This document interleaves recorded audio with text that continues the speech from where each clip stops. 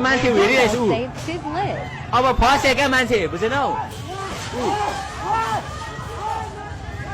मान्छे तलबाट निस्किने बाटो छैन नि त अब कसरी निस्किने त यस्तो आगो लागिरहेछ माथि मान्छे छ तल आगो लागिरहेछ ढोकामा यस्तो साइको भएर एकछिन त गाइस ल मान्छे त्यहाँ यत्रो ठुलो छ त्यो रेलिङ कसरी निस्किने त्यहाँबाट पातलोहरू चाहिँ निस्किन्छ फेरि ल ल ल ल्याम ल्याम पातलोहरू चाहिँ त्यो मोटे अब त्यो दाईहरू त्यहाँ अड्किरहेछ मोटे दाई आउनै सकेको छैन अति गाह्रो भइरहेछ यस्तो गाह्रो भएर भाइ यो मुभमेन्ट चाहिँ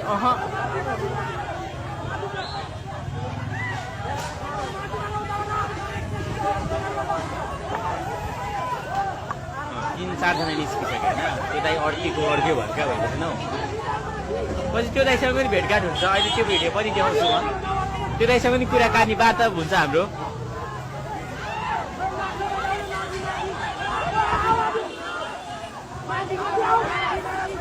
माथि छैन भनिरहेछ क्या त्यहाँ बुझेनौ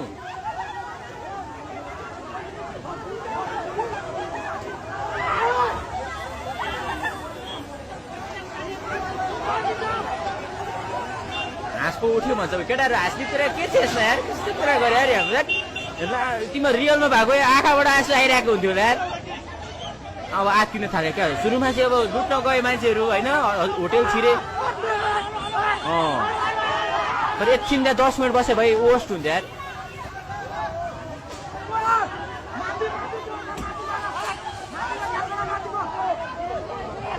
मोटो हुन गाह्रो छ केटा हेर नि त्यहाँ बल्ल हल्का हल्का त्यो डम्बेले त्यो जान्छ भने मैले सोचेको नि थिएन तर जाँदै चाहिँ रहेछ है फेरि यसरी मोटो अङ्कल यसरी निस्किसक्यो क्या केटा हो न भन्ने भइरहेको थियो क्या मलाई सब करप्टेड मनी भनेर चाहिँ मलाई एकदम निस्किसके त्यो मोटे अङ्कल निस्किन्छ अब त्यहाँ रमाइसक्यो क्या मान्छेहरू बुझेनौ यसरी